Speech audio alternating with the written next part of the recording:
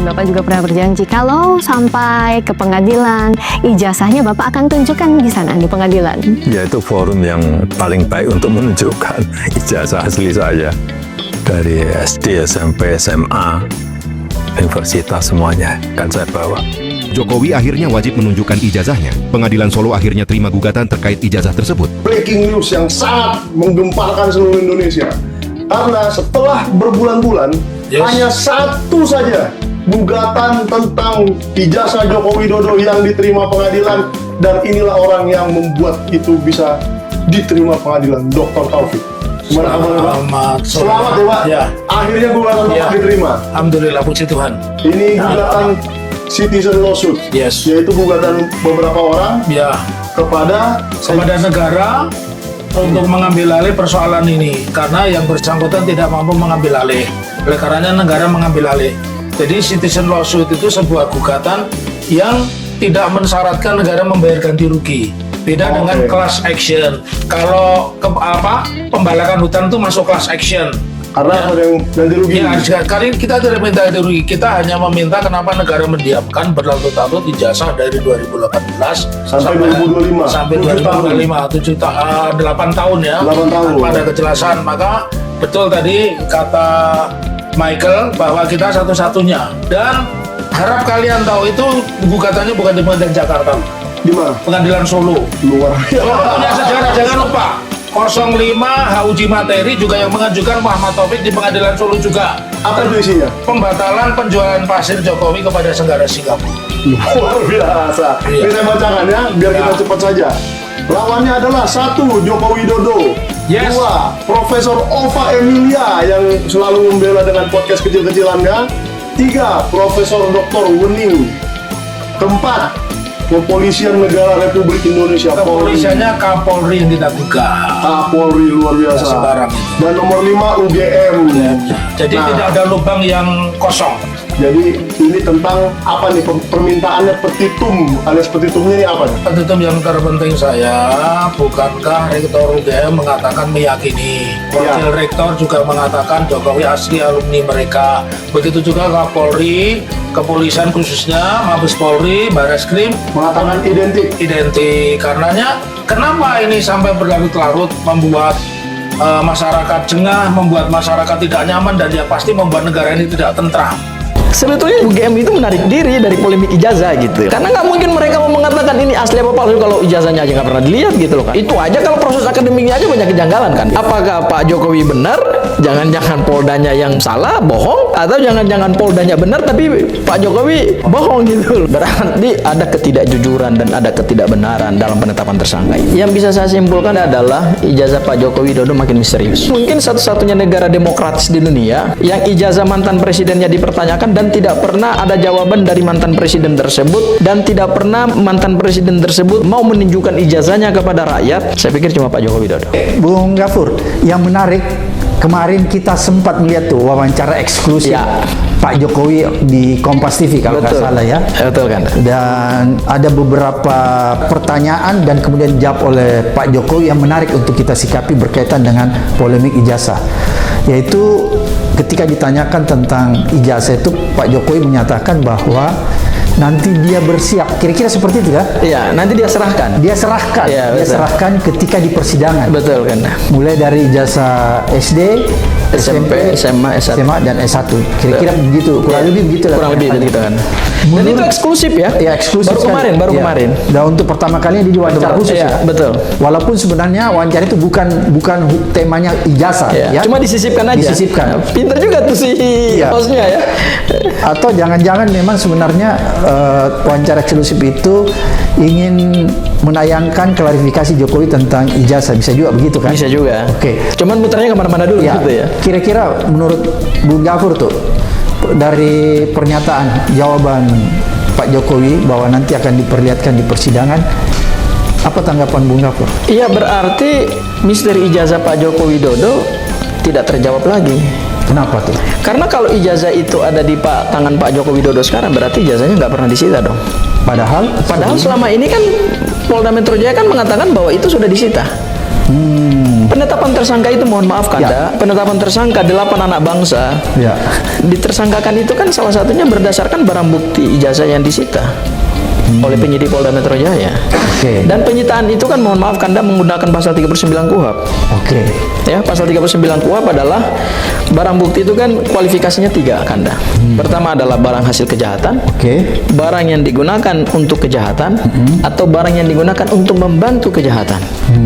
Nah, ini barang sudah disita oleh Polda Metro Jaya, kemudian diuji di LAVOR, laboratorium forensik, keluar hasilnya identik. Iya kan? Nah, kalau barang bukti itu sudah di tangan penyidik, kan tidak bisa begitu saja keluar itu barang bukti. Jadi Bung Gafur mau mengatakan tidak mungkin ijazah itu ada di tangan Pak Jokowi sekarang karena sudah ada di tangan penyidik. Ya, artinya siapa yang berbohong dan siapa yang benar itu. Oh, oke. Apakah Pak Jokowi benar? Jangan-jangan Poldanya yang salah, bohong? Ya, memang belum menyita. Atau dia belum menyita? Atau jangan-jangan Poldanya benar tapi Pak Jokowi bohong gitu loh? Ini kan jadi tanda tanya. Ini kan jadi pertanyaan kita semua Kanda. Oke. Ya kan seharusnya kan orang yang pernah menyerahkan barang bukti itu kan harusnya Pak Jokowi jawab aja ya akan dipertunjukkan karena barang bukti itu sudah disita oleh Polda. Kan cukup jawabannya. sederhana itu kan Kanda. Kalau memang dia pernah serahkan. Oke. Tapi jangan-jangan memang itu jawaban yang genuine, memang nggak pernah dia serahkan gitu loh. Terus yang diperiksa di Polda Metro Jaya apa dong Kanda? Ya. So dasar penetapan tersangka ini apa? Oke. Karena barang bukti itu Kanda mohon maaf, barang bukti itu kan adalah bagian dari kekuatan pembuktian. Oke. Ya, Kanda sebagai salah satu mantan ketua KPK yang saya pikir punya integritas ya, dan pernah membawa kejayaan KPK di era itu ya. Kan penetapan tersangka kasus korupsi di KPK kan juga pasti sangat hati-hati kan. Prudent. Dan sangat prudent dan sangat hati-hati, sangat due process of law gitu kan ya. Artinya kalau kita bicara soal penetapan tersangka kan minimal 2. Pertama ada alat buktinya, alat bukti di pasal 184 KUHP dan ada barang buktinya di pasal 39 KUHP. Dua ini kan bagian dari kekuatan pembuktian kan Ya. Kalau kemudian bagian kekuatan pembuktian ini dijadikan sebagai dasar penetapan tersangka tapi ada barang bukti yang tidak pernah diperiksa dan disita, ya berarti gimana mempertanggungjawabkan hasil penetapan tersangka gitu loh Kanda.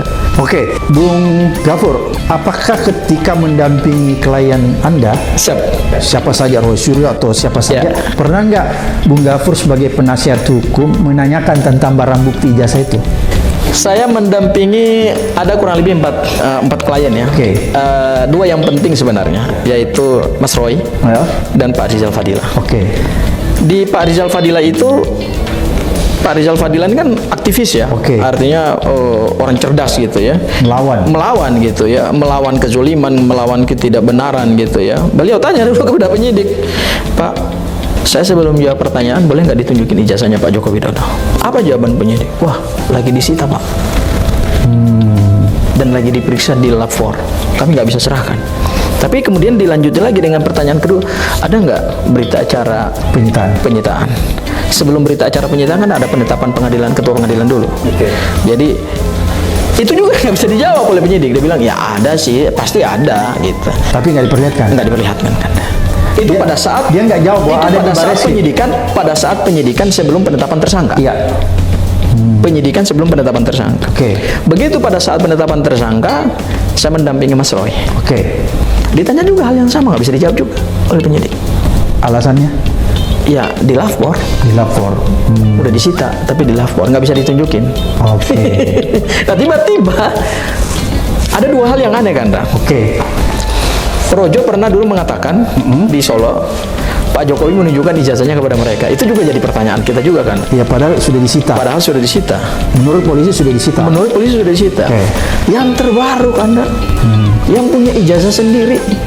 Pak Joko Widodo tadi malam mengatakan saya yang akan menyerahkan sendiri ke pengadilan. Loh, berarti yang disita ini apa gitu? Jadi tanda tanya ya. Tanda tanya. Saya pikir ini proses hukum yang ambigu gitu loh. Oke. Jadi kira-kira menurut Bung Gafur apa yang sedang terjadi nih kalau satu A, B dan C? Ya, artinya ada ketidakbenaran. Ada ketidakbenaran dalam menegakkan hukum. Oke. Kebenaran itu Kanda, mohon maaf, Kanda pasti lebih paham dari Dinda. Kebenaran itu kan selalu konsisten. Oke. Semua kebenaran itu kalau ditarik dalam satu rangkaian, itu kan semua pasti akan mengikuti jejak kebenaran. Oke. Tapi kalau kemudian pihak-pihak yang punya kewenangan dengan pihak yang punya perkepentingan seperti Pak Jokowi, kemudian keterangannya beda-beda, ya sebenarnya tanpa butuh ahli hukum pun masyarakat awam sendiri pun udah bisa mendebak gitu kan. Oke. Berarti ada ketidakjujuran dan ada ketidakbenaran dalam penetapan tersangka ini. Ada keanehan ya? Ada keanehan. Kalau kita bicara dari segi barang bukti. Yes. Bismillahirrahmanirrahim. Assalamualaikum warahmatullahi wabarakatuh. Sahabat-sahabat HSNL dimanapun berada, semoga sahabat selalu diberikan kesehatan oleh Allah Subhanahu Wa Taala lahir dan batin, dan semoga selalu dimudahkan dalam mengais rezeki sehari-hari. Amin ya rabbal alamin. Dan tak lupa tetap kita jangan sampai terlewatkan untuk berdoa untuk sahabat dan saudara-saudara kita yang ada di tempat bencana, terutama di 3 provinsi yang terdampak cukup luar biasa.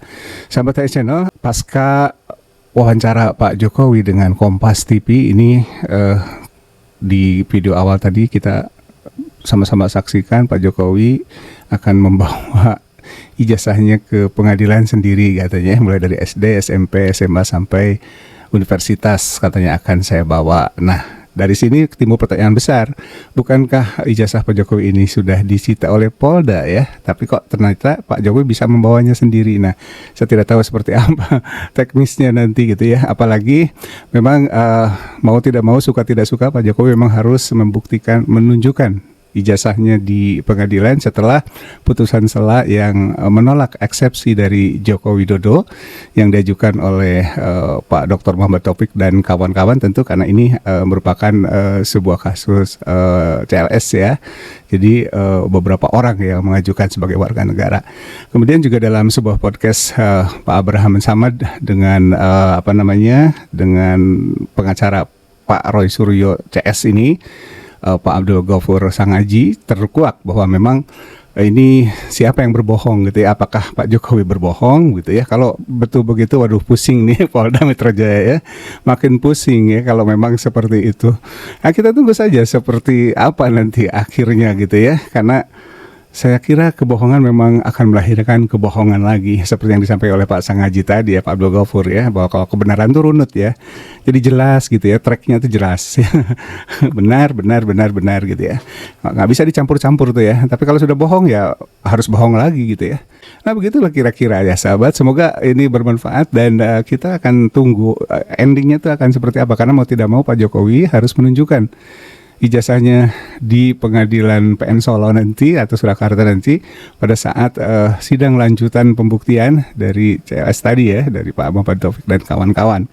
Ya nggak tahu ya ini seperti apa, kau bawa sendiri padahal kan ada di Polda ya ijazahnya. Polda ini pusing ini ya. Kita nggak tahu siapa yang berbohong, apakah betul disita atau tidak, atau kalaupun disita kan belum pernah ditunjukkan surat atau berita acara penyitaannya pada saat adanya penetapan pentersangkaan ke Roy Suryo CS yang penuh dengan teka-teki ya, penuh dengan misteri karena dianggap ini janggal begitu ya, sehingga kuat dugaan masyarakat menduga bahwa ini adalah kriminalisasi. Kita tunggu saja, semoga sehat selalu sahabat semuanya, saya doakan, dan jangan lupa untuk sekali lagi saya ingatkan untuk selalu berdoa untuk saudara-saudara kita yang terkena bencana. Selamat beraktivitas dan semoga selalu dalam perlindungan Allah Subhanahu Wa Taala semuanya ya, tanpa terkecuali. Untuk penonton HSNL mau subscriber atau bukan, tetap saya doakan agar selalu mendapat perlindungan dari Allah Subhanahu Wa Taala lahir dan batin. Amin ya rabbal alamin. Salam akal sehat. Wassalamualaikum warahmatullahi wabarakatuh. Merdeka.